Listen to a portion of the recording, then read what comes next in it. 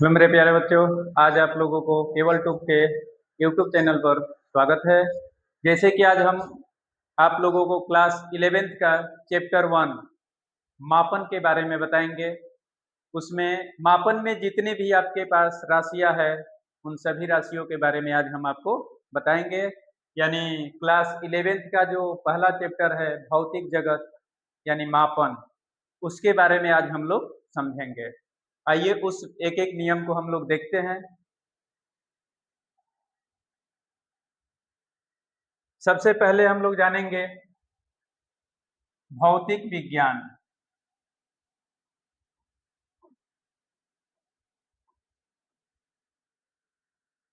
भौतिक विज्ञान भौतिक विज्ञान को हम लोग फिजिक्स के नाम से जानते हैं।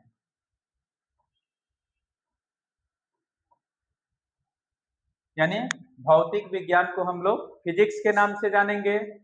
अब इसमें सबसे पहले हमें ये जानना है कि ये जो फिजिक्स शब्द की उत्पत्ति हुई, यानी फिजिक्स का ग्रीक भाषा शब्द क्या था, सबसे पहले इसके बारे में हम लोग जानेंगे। तो आइए यहाँ से देखते हैं।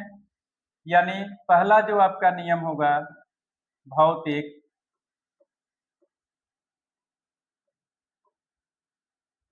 विज्ञान।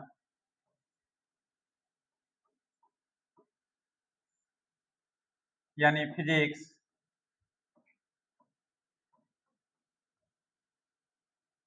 का ग्रीक भाषा शब्द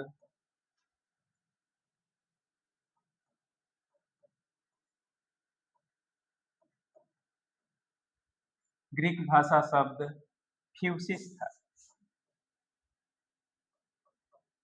फ्यूसिस यानी जो फिजिक्स का ग्रीक भाषा शब्द था वो आपका क्या था, फ्यूसिस था। यानी फ्यूसिस से शब्द क्या बना, फिजिक्स, और जिसका अर्थ दिया गया भौतिक विज्ञान। अब हम जानेंगे फ्यूसिस का मतलब होता क्या है। तो देखिए फ्यूसिस का मतलब ये होता है, फ्यूसिस का अर्थ नेचर होता है। नेचर यानी प्रकृति।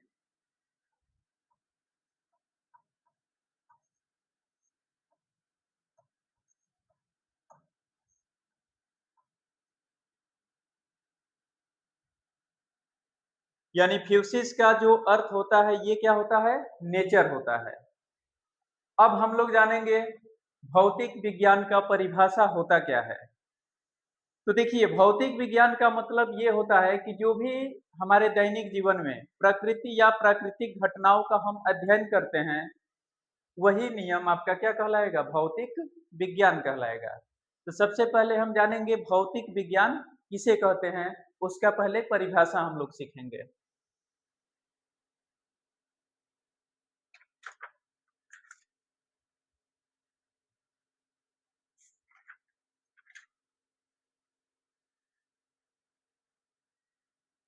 यहाँ पर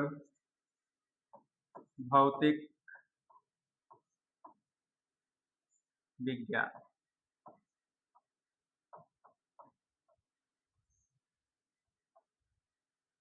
यानी भौतिक विज्ञान का परिभाषा क्या होगा, जैसे हमारे दैनिक जीवन में हम लोग जितनी भी प्राकृतिक या प्रकृति घटनाओं का अध्ययन करते हैं, उस नियम को हम लोग बोलते हैं भौतिक विज्ञान। तो परिभाषा हम लोग लिखेंगे, विज्ञान की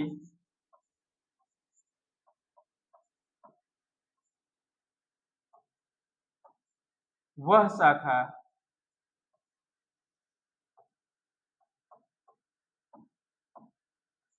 जिसके अंतर्गत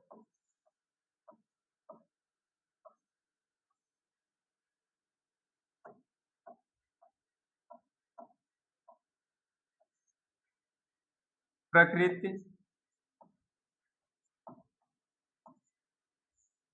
तथा प्राकृतिक घटनाओं का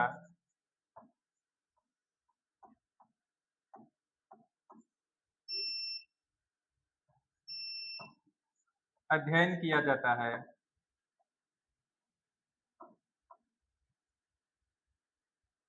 किया जाता है,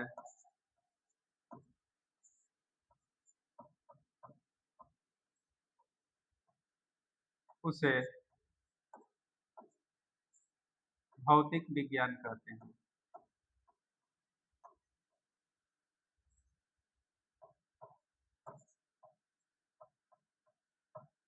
विज्ञान कहते हैं।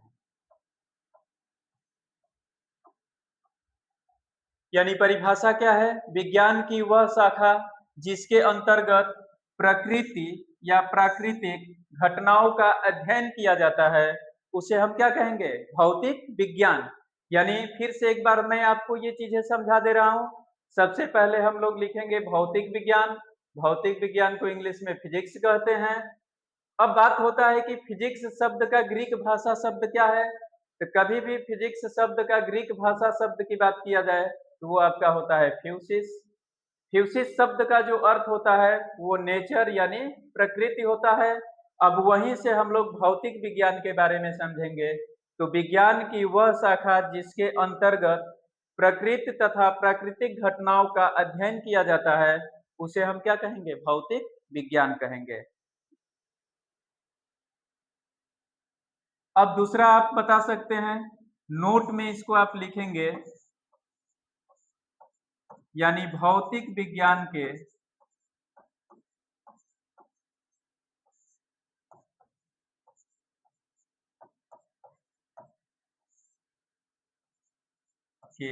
मापन को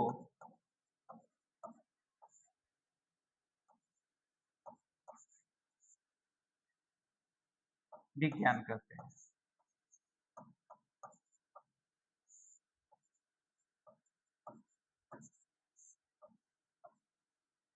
यानी इस पूरे ब्रह्मांड में जितनी भी वस्तुएं हैं, सभी वस्तुओं का हम क्या करते हैं? मापन करते हैं।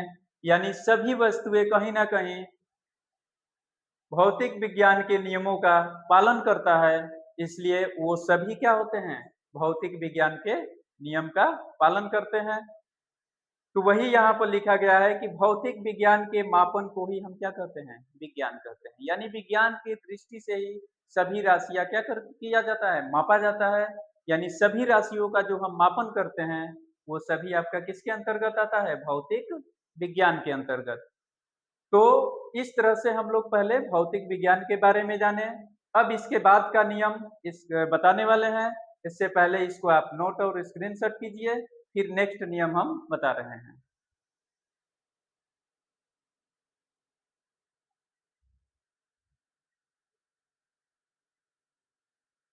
अब अगला हेडिंग है भौतिक राशियां।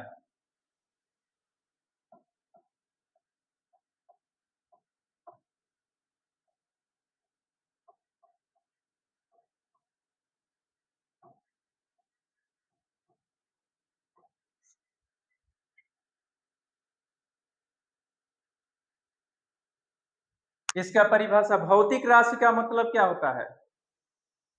भी सभी राशियां, मानी जितनी भी इस ब्रह्मांड में राशि है वो सभी राशि इसके नियम का क्या करती है? पालन करता है। इसलिए वो सभी राशि क्या कहलाएगा? भौतिक विज्ञान की राशि कहलाएगा। वे सभी राशियां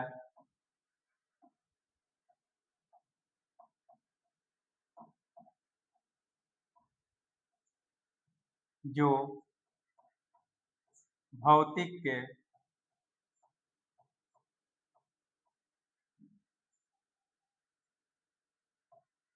नियम का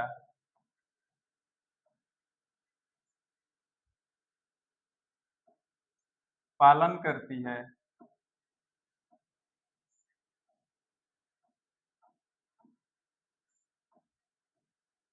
उसे भौतिक राशियां कहते हैं।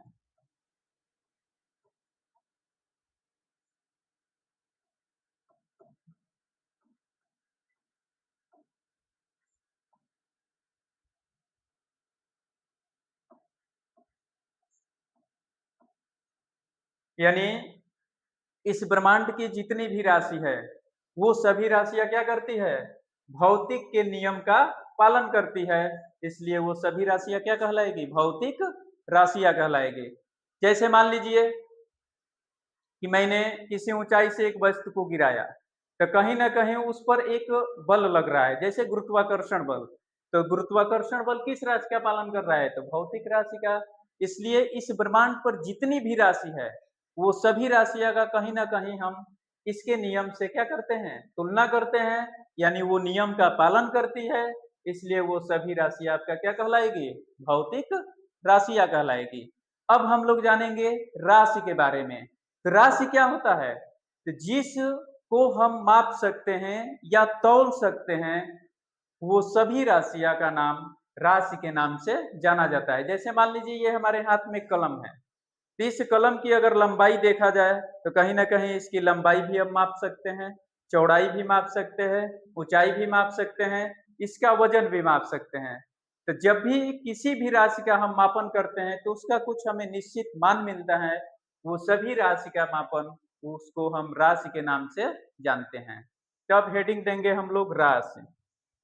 अगर इसका एग्जाम्पल आपको लिखना है तो इसका एग्जाम्पल आप लिख सकते हैं। बहुत सारी राशि है जिसको हम भौतिक नियम का वो पालन करती है, वो सभी राशियां भौतिक राशि कहलाती है। जैसे मान लीजिए लंबाई हो गया, द्रव्यमान हो गया, समय हो गया, बल हो गया, त्वरण हो गया, आदि।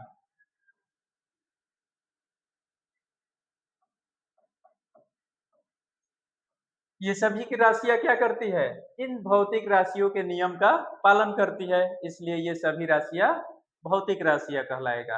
अब हम लोग सीखेंगे राशि के बारे में। राशि क्या होता है, अभी मैंने बताया कि जिन राशियों को हम क्या कर सकते हैं, माप सकते हैं या तौल सकते हैं, उसे हम क्या कहेंगे, राशि कहेंगे। राशि का मतलब क्या होता है, क्वांटिटी, यानी उसकी क्वांटिटी क्या है, उसके मापन क्या है, तो ऐसी चीजों को हम बोलते हैं राशि। तो लिखेंगे वे सभी राशियां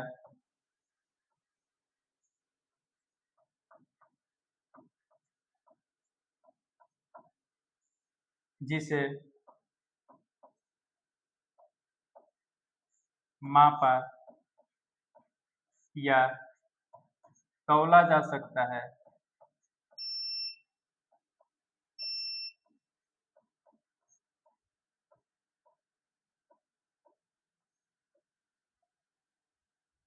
उसे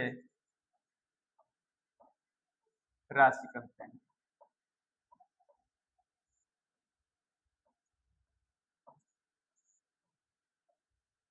अब देखिए जैसे मान लीजिए ये पेन है, इसका अगर वजन वजन पूछा जाए तो वजन इसका हम क्या करेंगे, कहीं ना कहीं किसी वस्तु से इसको मापेंगे। मापने के बाद जो हमें इसका मान मिलेगा, उस मान को ही हम क्या बोलेंगे, राशि कहेंगे।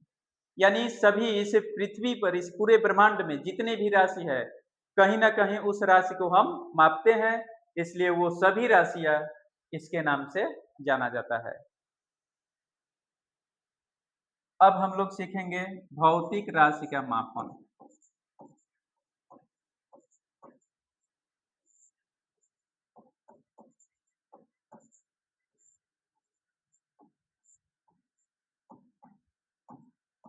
मापन, अब देखिए भौतिक राशि को मापने के लिए हमें दो लोगों की आवश्यकता होती है।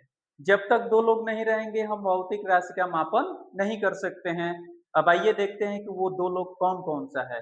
तो भौतिक राशि के मापन के लिए जो जरूरी चीजें हैं उसके बारे में हम लिखेंगे।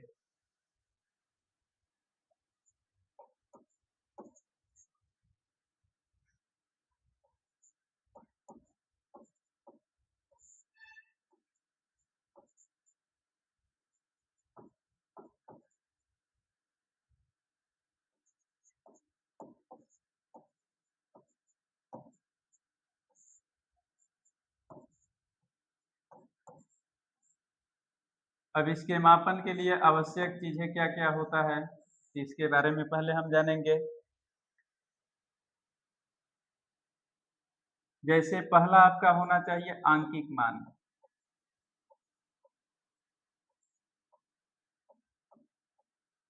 और दूसरा हमारा होता है मात्रक। जब तक ये दो चीजें यानी ये दो लोग हमें नहीं मिलेंगे तब तक हम किसी भी राशि का मापन नहीं कर सकते हैं। अब इस राशि को मापने के लिए हमारे पास आंकिक मान होना चाहिए और उस आंकिक मान के मात्रक होना चाहिए, वही हमारा होगा भौतिक राशि का मापन। जैसे मान लीजिए एक मनुष्य का वजन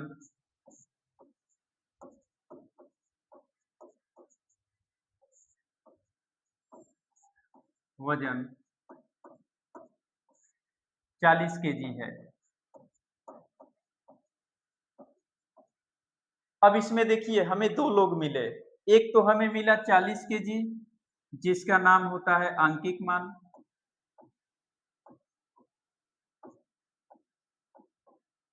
और दूसरा हमारा होता है केजी जिसका नाम होता है मात्रक। तो जब भी किसी राशि का मापन करना है तो उसमें दो लोगों की आवश्यकता होती है, पहला हमारा होता है आंकिक मान और दूसरा होता है मात्रक। यानी किसी भी चीज का हम मापन करेंगे तो उसमें दो चीजें आपको हमेशा मिलेगा, पहला आंकिक मान और दूसरा मात्रक। तो ऐसे राशि के मापन को हम बोलेंगे भौतिक राशियों का मापन। अगर मान लीजिए बोल दिया जाए इस पेन की कलम माने पेन की लंबाई जो है 5 सेंटीमीटर है, तो 5 सेंटीमीटर लिखने का तात्पर्य यह हुआ, यहाँ से 5 सेंटीमीटर का तात्पर्य यह हुआ कि इसमें दो लोग उपस्थित हुए, एक हुआ हमारा आंकिक मान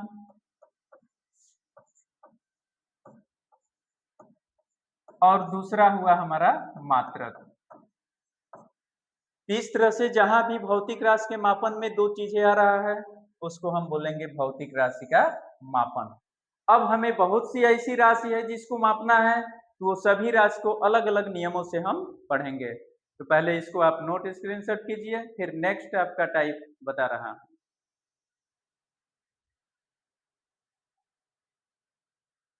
नेक्स्ट आपका हेडिंग है मूल राशियां।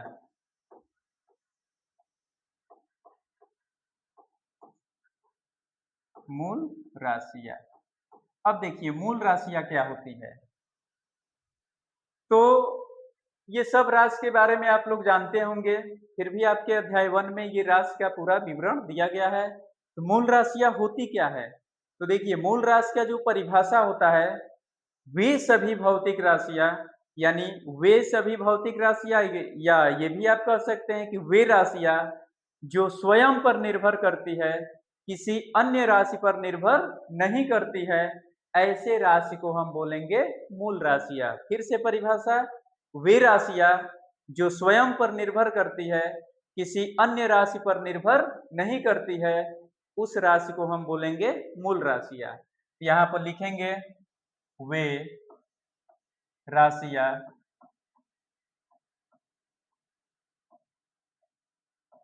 जो स्वयं पर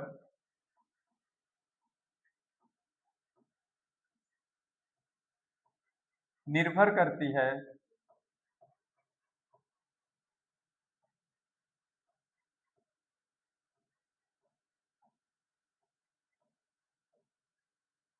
किसी अन्य राशि पर नहीं,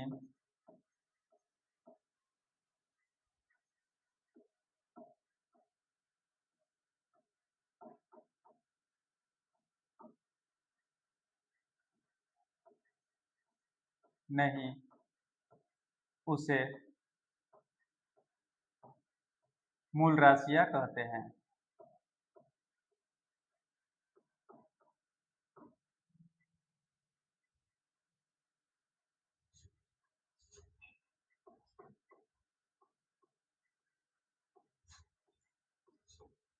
कहते हैं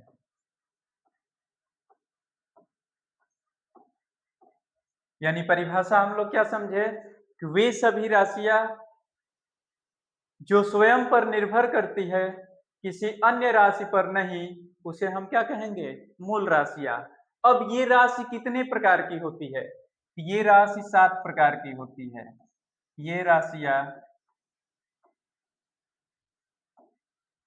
7 प्रकार की होती है।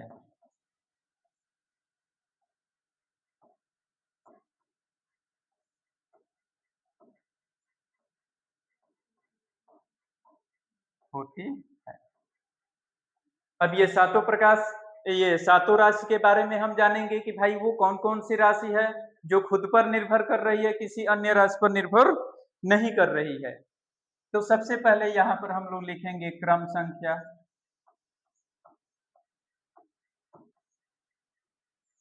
यहाँ पर लिखेंगे हम लोग राशि।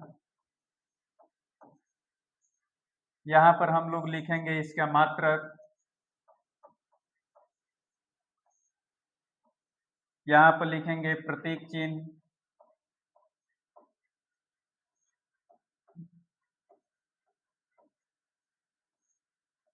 और यहाँ पर लिखेंगे हम लोग बीमा।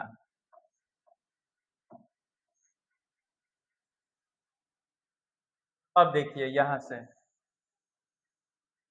क्रम संख्या में 1 2 3 4 5 6 और एक का आपका हो जाएगा 7। पहली राशि आपका होगा लंबाई या दूरी। दूसरा राशि आपका होगा द्रव्यमान। तीसरा राशि आपका होगा समय। चौथा राशि आपका होगा विद्युत धारा।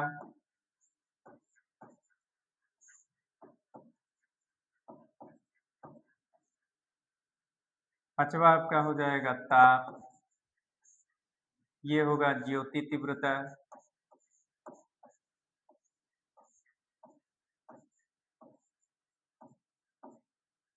और ये होगा पदार्थ की मात्रा।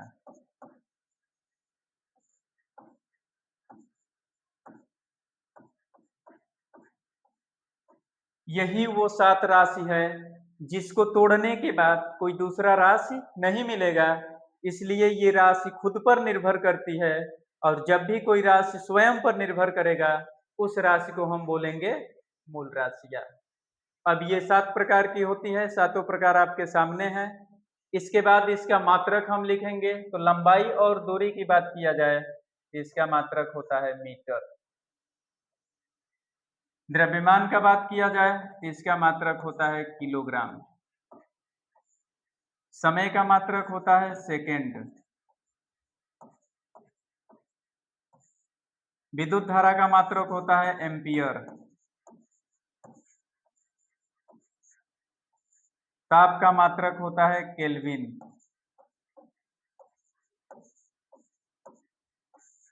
इसका मात्रक होता है कैंडिला।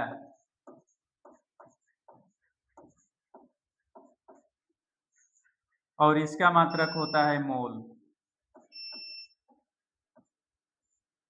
अब यहां से इन सभी मात्रकों का प्रतीक चिन्ह लिखेंगे। तो मीटर का प्रतीक चिन्ह एम होता है, किलोग्राम का केजी होता है, इसका एस होता है, इसका ए होता है, इसका के होता है, इसका सीडी होता है और इसका मोल होता है।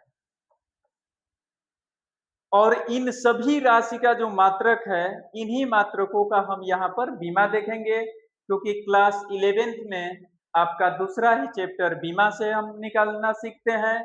और उस बीमा को निकालने के लिए हमें ये सातों मूल राशि का मात्रक, प्रत्येक चिन्ह और उसका बीमा क्या क्या होता है, ये हमें याद होना चाहिए। देखिए सिंपल तरीका, जहां भी किसी भी राशि का मात्रक निकालने के बाद अगर मीटर आएगा तो उसका हमेशा बीमा आप कैपिटल एल से लिखेंगे। अगर किलोग्राम आ रहा है तो उसका बीमा आपको कैपिटल एम लिखना है। सेकेंड आएगा तो उसको बीमा में कैपिटल टी से लिखते हैं। एम्पियर आएगा तो उसका बीमा कैपिटल ए होगा।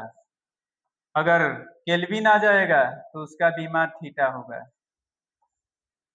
बाकी सीडी का वही होता है और इसका भी आपका मोल ही होता है।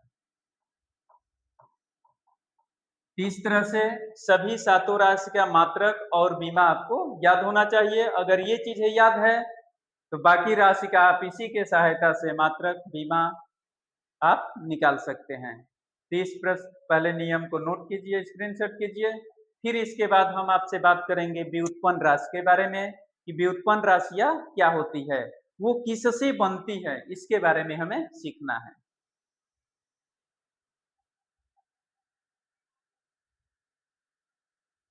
नेक्स्ट आपका टॉपिक है व्युत्पन्न राशियां।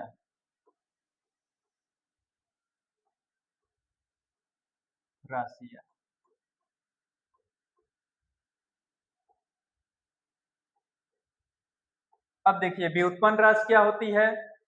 तो व्युत्पन्न राशि का जो परिभाषा होता है, वे राशियां जो मूल राशियों की सहायता से प्राप्त की जाती है यानी बनाई जाती है, वे सभी राशि को हम बोलेंगे व्युत्पन्न राशियां। यानी परिभाषा इसका होगा, वे राशियां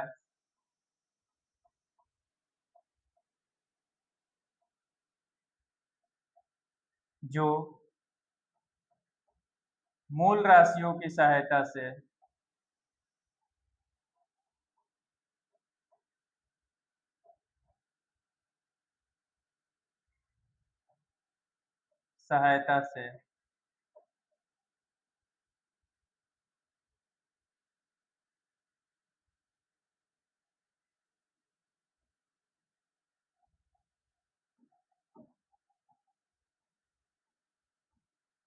प्राप्त की जाती है,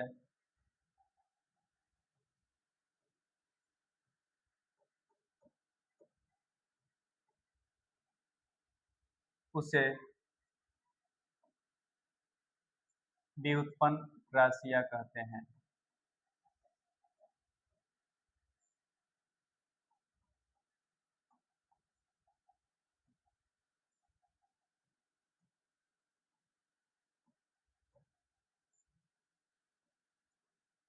सिंपल परिभाषा क्या है कि वे राशियां जो मूल राशियों की सहायता से प्राप्त की जाती है, उसे व्युत्पन्न राशियां कहते हैं। अब देखिए, जिन राशि को तोड़ने के बाद अगर एक से अधिक मूल राशियां उसमें प्राप्त हो रही है, तो वो सभी राशि क्या कहलाएगा?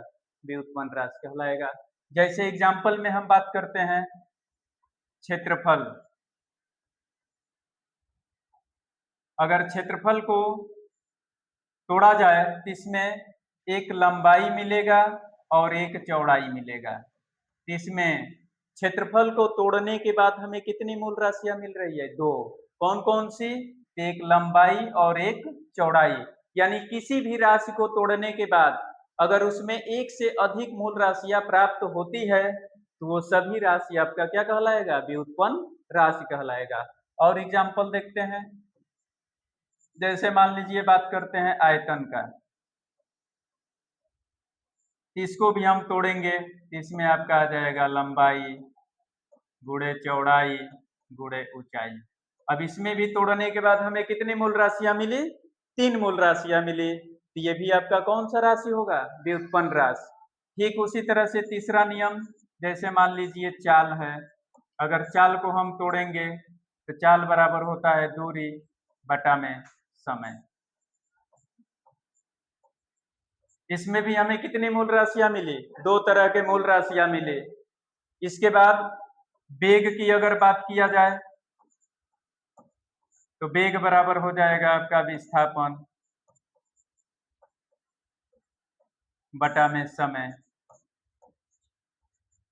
उसी तरह से मान लीजिए बहुत सारी ऐसी राशि है जिसको तोड़ने के बाद एक से अधिक मूल राशियां मिलेगी। जैसे मान लीजिए त्वरण हो गया, बल हो गया, घनत्व हो गया,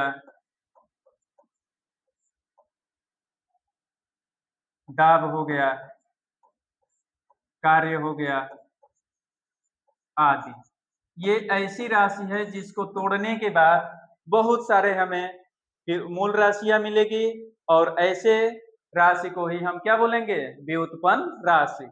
यानी तोड़ने के बाद एक से अधिक अगर हमें मूल राशियां प्राप्त हो रही है, तो वो सभी राशि आपका क्या कहलाएगा? व्युत्पन्न राशि कहलाएगा। व्युत्पन्न राशि के बाद अब हम लोग जानेंगे पूरक राशि के बारे में कि पूरक राशियां क्या है।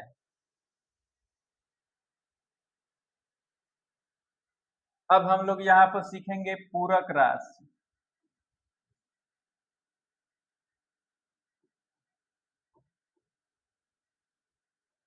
इसका परिभाषा होता है कोण तथा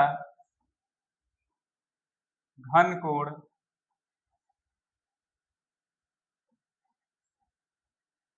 दो पूरक राशियां हैं।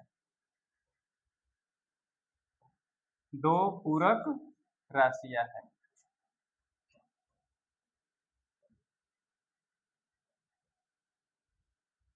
क्यों इसको पूरक राशि माना गया? परिभाषा क्या है? कोण तथा घन कोण दो पूरक राशियां है। जैसे हम मूल राशि के सहायता से मात्रक, बीमा और उसका प्रतीक चिन्ह निकालते थे और मूल राशियां से ही हमें व्युत्पन्न राशियां मिलती थी, इसलिए उसका भी मात्रक और बीमा हम निकाल लेंगे।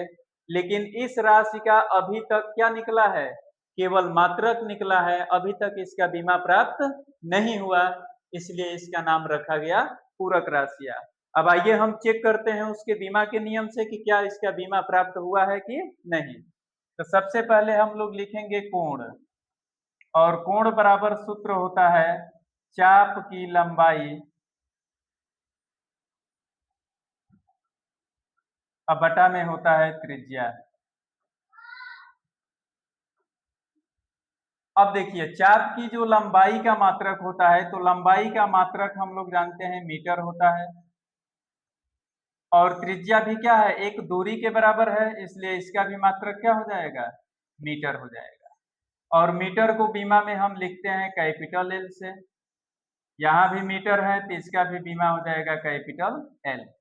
अब देखिए यहाँ एल प्लस में है एक घात, और यहाँ भी एल प्लस में क्या है? एक घात। और जैसे हर को अंश में ले जाएंगे तो प्लस से घात माइनस में बदल जाता है, यानी एल के पावर 1 इंटू एल के पावर -1। और ये नियम आप लोग पढ़े होंगे मैथमेटिक्स में, ए के पावर एम गुणे ए के पावर एन। अगर दोनों का आधार बराबर होता है तो गुणा में घात को हम जोड़ देते हैं, ए के पावर एम प्लस एन होगा। ठीक उसी तरह से जब दोनों का आधार बराबर है तो घात को हम यहाँ जोड़ेंगे तो 1, ये माइनस में है इसलिए -1 हो जाएगा। अब एक में से एक कम कर देंगे तो एल का मान 0 हो जाएगा। और जब भी किसी राशि का घात 0 के बराबर आ जाए, ऐसे राशि को ही हम बोलेंगे पूरक राशियां। यानी सिंपल तरीका आपका है पूरक राशि पहचानने का। तो उस राशि का फॉर्मूला लिखेंगे, उसका मात्रक लिखेंगे, और मूल राशियों की सहायता से दोनों मात्रकों का बीमा लिख लेंगे। उसके बाद इस रूल से हल करेंगे, अगर उसका पावर 0 आ जाएगा तो वही राशि हमारा क्या होगा? पूरक राशि। अब हम लोग सीखेंगे पूरक मात्रक। पूरक मात्रक, पूरक मात्रक क्या होता है? रेडियन तथा स्टेरेडियन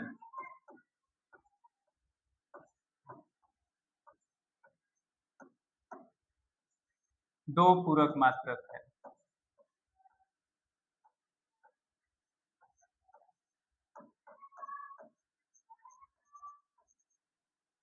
यानी कोण का जो मात्रक है वो रेडियन है, और घन कोण का जो मात्रक है वो स्टेरेडियन है। इन दोनों पूरक राशि का जो मात्रक हम लोग निकाले, उस मात्रक को ही हम बोलते हैं पूरक मात्रक। इस तरह से आज हम लोग केवल इतने नियम के बारे में सीखेंगे, फिर नेक्स्ट वीडियो में इसके ठीक आगे वाले नियम को बताया जाएगा। मुझे आशा और उम्मीद है कि आज जो भी चीजें आपको इस क्लास में मिला आपको समझ में आया होगा। तो आप इस चैनल को लाइक और सब्सक्राइब कीजिए। फिर आपको नेक्स्ट वीडियो में मिलते हैं, और नेक्स्ट वीडियो में इसके आगे का नियम आपको बताया जाएगा।